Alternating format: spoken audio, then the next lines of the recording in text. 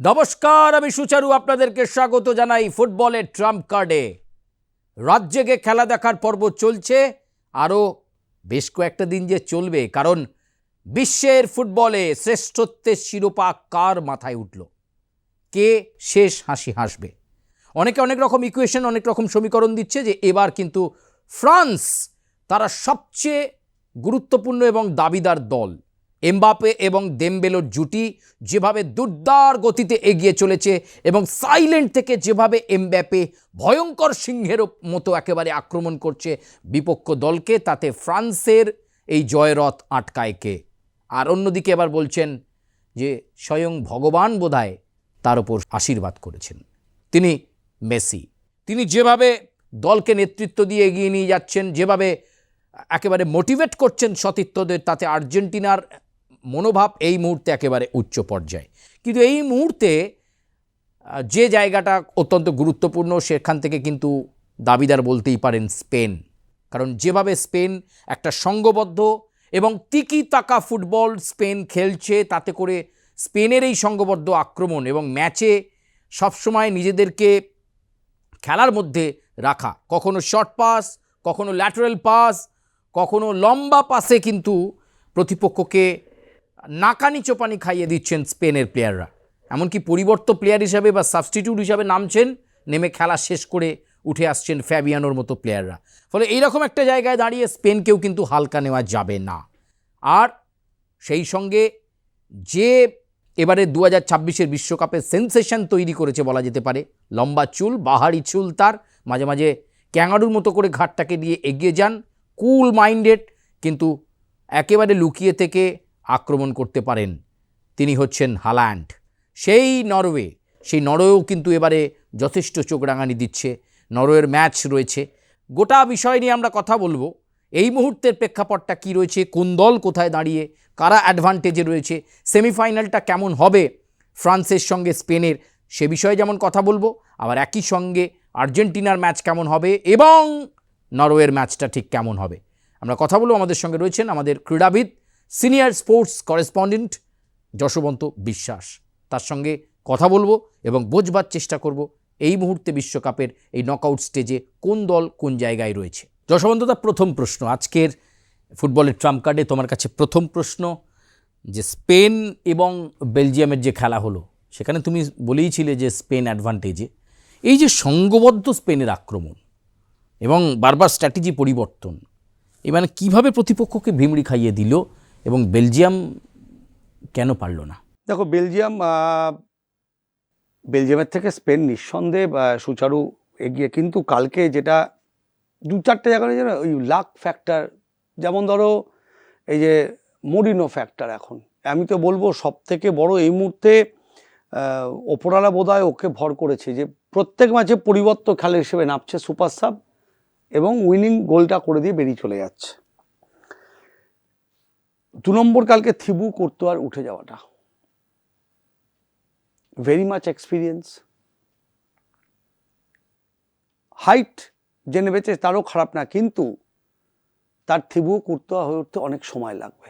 বড় ম্যাচে কিভাবে গোলকিপিংটা করতে হয়, আউটস্ট্যান্ডিং কিছু সেভস। ওই সময়টায় হয়তো সত্যি কাঁদছিল, তো নেইমার, রোনাল্ডোর মতো আমরা যদি বলি ম্যানুয়াল নয়ার কার পাবো না 30-এর ওয়ার্ল্ড কাপে, আমরা পাবো না, কিন্তু এই বেলজিয়ামের এই গোলরক্ষককে, one of the top goalkeeper in world football, club football, এবং ও জানে যে এই ম্যাচগুলোতে কিভাবে পেনিট্রেট করতে হয়। ওর তুমি বল গ্রিপিং, ওর অ্যান্টিসিপেশন, কালকে যখন ওই ফ্রিকিকটা নিল লাভি আমাল, ও এমনভাবে সাজিয়েছে এবং যেখানটায় ও পজিশন রেখেছে, অর্থাৎ আমরা যেটাকে বলি অ্যান্টিসিপেশন, অর্থাৎ আগে ভাগে ও বুঝতে পারছে, ও ওখানেই কিন্তু দাঁড়িয়েছিল, তাও শটটা যেভাবে মেরেছে লাভি আমাল। এবং এই মুহূর্তে তো মানে ওয়ার্ল্ডের কেন টপ রাইট উইঙ্গার বলা হয়েছে, তো কালকে বারবার আমরা প্রমাণ পেয়েছি, একাধিকবার।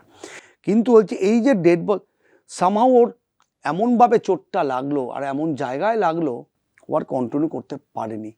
এবং তুমি যে শটটাও দেখো, ফিরতি শট, ওই বলটা কিন্তু এই লেভেলে, যেমন বলি না যে ইন্ডিয়ার বা ইন্টারন্যাশনাল লেভেলে এই ক্যাচটা মিস করলি, তো এই লেভেলে সুচারু এই বল যদি তুমি গ্রিপ করতে না পারো, বা নিজের আয়ত্তে আনতে না পারো, কালকে যা হওয়ার সেটাই হয়েছে।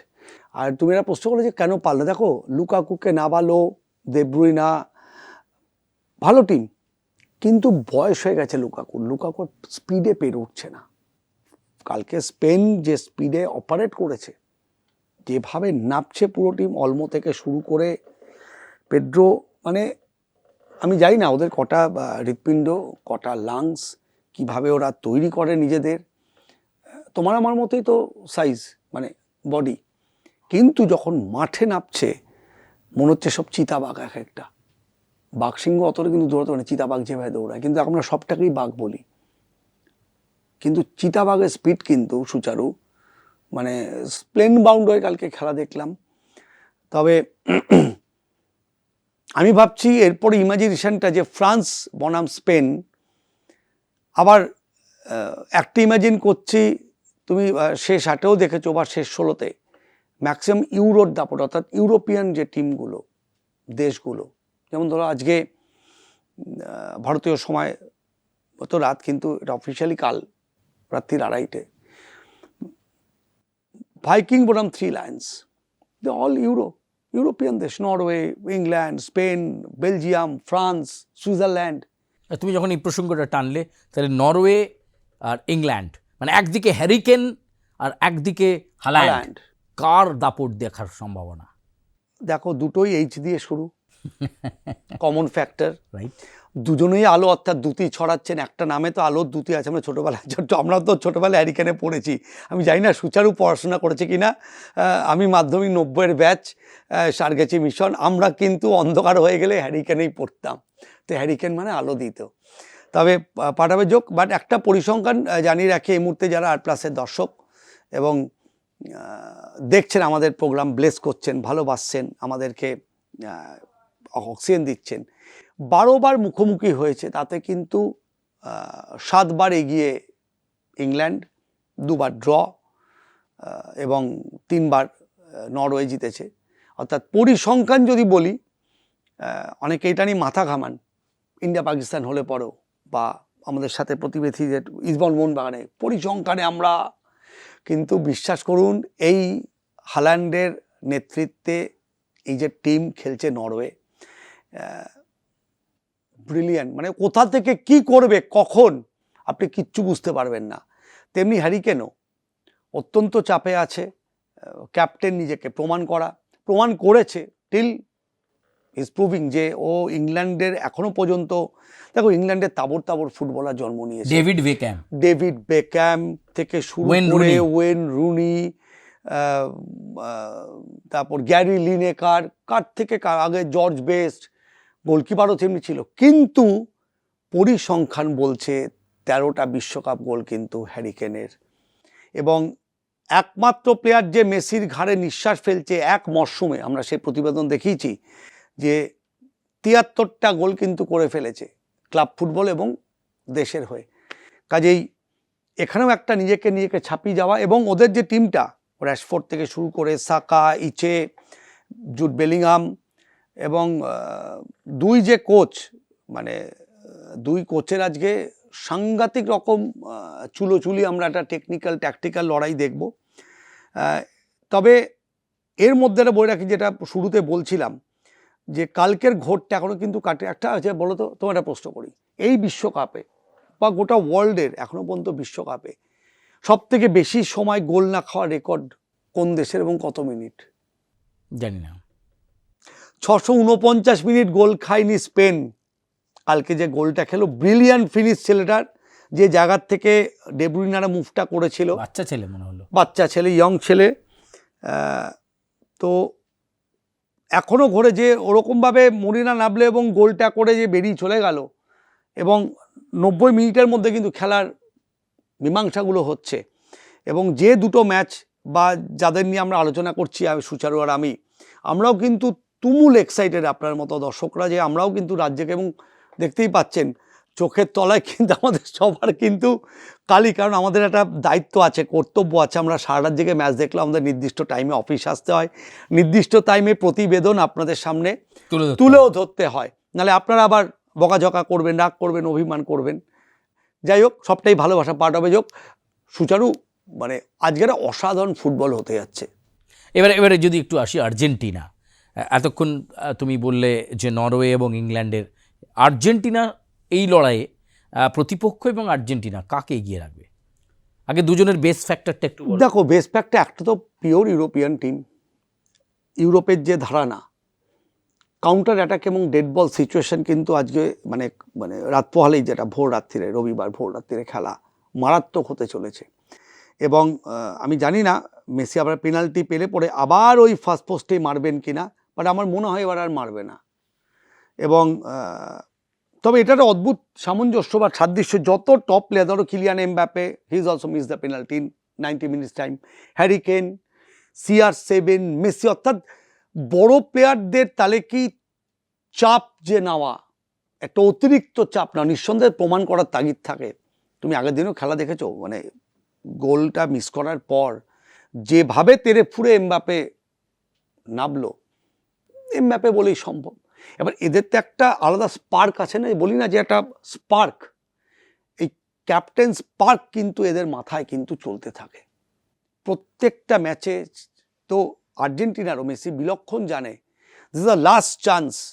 মানে দেখো, ও মারাদোনাকে মানে অবশ্যই মারাদোনা করছিলেন, তৈরি করেছেন, কিন্তু নিজেকে যে নিজে ছাপিয়ে যাওয়ার যে একটা ব্যাপার, তুমি যেমন একটা খুব ভালো আমাদের অডিও ভিজুয়ালসের রিপোর্টার, তুমি যে স্টোরি করো সুচারু, মনে হয় যে আরেকটা ভালো স্টোরি করি, আরেকটা এক্সক্লুসিভ, আমাদেরও মনে হয়। তো তেমনি এটা ভাবো, এটা একটা দেশের, ও একটা মানে কার্যত প্রথম বগি, ইঞ্জিনটা মেসি, কাজে ওর ওপর পুরোটা সার্চ লাইট, তাবর বিতর্ক, কেন কার্ড হলো না, এই হলো না, কি জানে না, নিঃসন্দেহে জানে। তবুও কিন্তু দেখো, ওর মুখ দেখলে বুঝবে না যে চাপটা কতটা। এটাই কিন্তু একটা বড় ইঙ্গিত, এদের একটা বড় প্লেয়ার এরা। কিন্তু সুইজারল্যান্ডও একটা ইউরোপীয় ঘরানার টিম, ওদের ডিফেন্সও বেশ ভালো, একটা তুল্যমূল্য টিম, মানে ওরমভাবে কেউ তারকা নেই, সাকা আছেন, বড় টিমে খেলে, কিন্তু ওভারঅল টিমটার মধ্যে কিন্তু তারা গঠন আছে, টিমটার মধ্যে একটা আলাদা টিম কম্বিনেশনটা কিন্তু ভালো, লড়াইতে কিন্তু 1 ইঞ্চি জমি ছাড়বে না। এবং লাতিন আমেরিকার দলের যে বৈশিষ্ট্য বা লাতিন আমেরিকার ফুটবলের যে ঘরানা, বেশিরভাগ লাতিন আমেরিকার দল ছিটকে গেছে, শুধু একমাত্র আর্জেন্টিনার ওপর কিন্তু তুমি যদি দেখো, এদিকে তাহলে ফ্রান্স আর স্পেন হয়ে গেল ডবল ইউরো, এদিকে আজকে রাতে যারা একটা উঠছে তার মানে ইউরো, ইংল্যান্ড ইউরো, তাহলে ইউরো 3টা টিম ইউরোর, শেষ বাকি থাকছে 4th টিম হিসেবে, মানে অল ইউরো হবে নাকি একটা লাতিন আমেরিকা টিম যারা লাতিন আমেরিকার আশাকে জাগিয়ে রাখবে, নাকি এবার লাতিন আমেরিকা ওয়াশ আউট? দেখো, মন তো চাইছে জাগিয়ে রাখুক, কারণ আমরা সবাই সেই পুনরাবৃত্তিটা চাইছি, কাতারের যে পুনরাবৃত্তি, অর্থাৎ দুটো টিম ফাইনালে, the best of the lot, একদিকে কিলিয়ান এমবাপে, অন্যদিকে লিওনেল মেসি। এই যে দ্বৈরথ, এই যে ডুয়েট, এর মধ্যে কিন্তু ফ্যাক্টর এই মরিনা, ফ্যাক্টর হাল্যান্ড, ফ্যাক্টর হ্যারি কেন।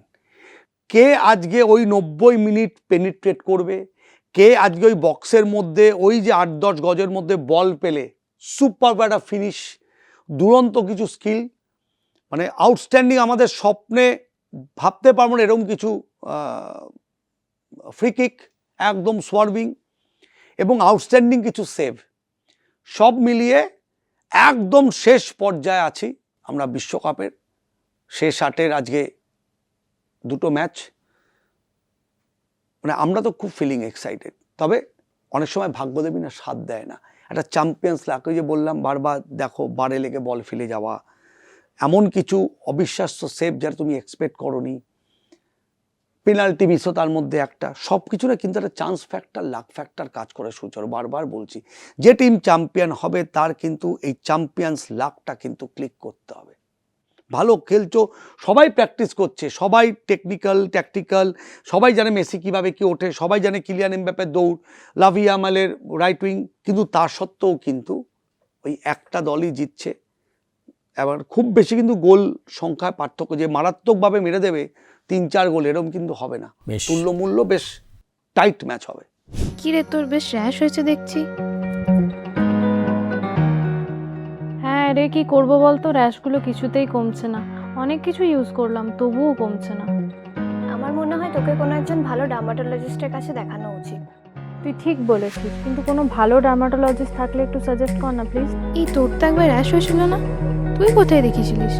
তুই একবার গৌরীদেবী হসপিটালসে দেখাতে পারিস, ওখানে ভালো এক্সপিরিয়েন্স ডার্মাটোলজিস্ট আছে। আমারও সেম প্রবলেম হয়েছিল, এখন ওখানে ট্রিটমেন্ট নিয়ে আমি এখন ঠিক আছি।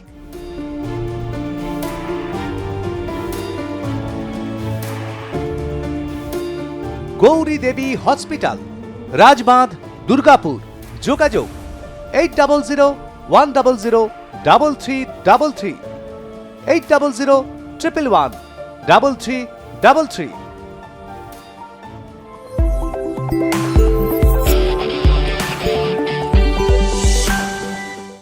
অনেক ধন্যবাদ।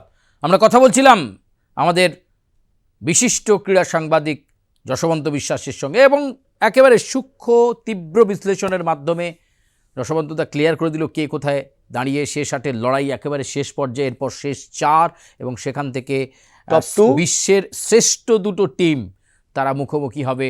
এই যে এত দিন ধরে ফুটবলের বিশ্বযুদ্ধ, কার হাতে সেই বিশ্বকাপ উঠবে তার দিকে তাকিয়ে আপনারা তাকিয়ে থাকবো আমরাও, এবং আমাদেরও ফুটবলের ট্রাম্প কার্ড যত এগোচ্ছে তত আপনাদের সাড়া বাড়ছে।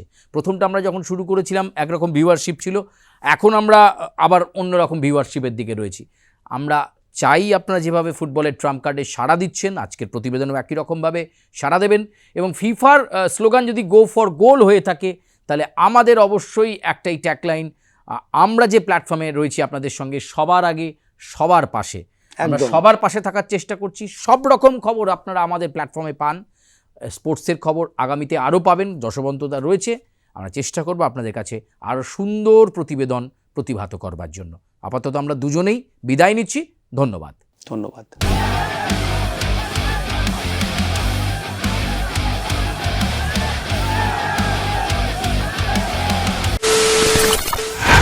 খবরের নামে প্রতিদিন সন্ধে আপনার ড্রয়িং রুমে কি শুধুই চিৎকার চেঁচামেচি হে আসে? বিতর্কের নামে চলে গালাগালি আর কাদা ছোড়াছুড়ি। এবার সময় পরিবর্তনের, কারণ আমরা কান ফাটানো চিৎকারে বিশ্বাস করি না। আমরা বিশ্বাস করি খবরের সত্যতায়। আমরা কোনো পক্ষের হয়ে গলা ফাটাই না, আমরা সাধারণ মানুষের হয়ে প্রশ্ন তুলি। চিৎকার নয়, শুধু খবর হবে যেখানে বিতর্ক আছে কিন্তু কুৎসিত ঝগড়া নেই। সঠিক তথ্য, বিশ্বস্ত খবর। নজর রাখুন আর প্লাস নিউজে।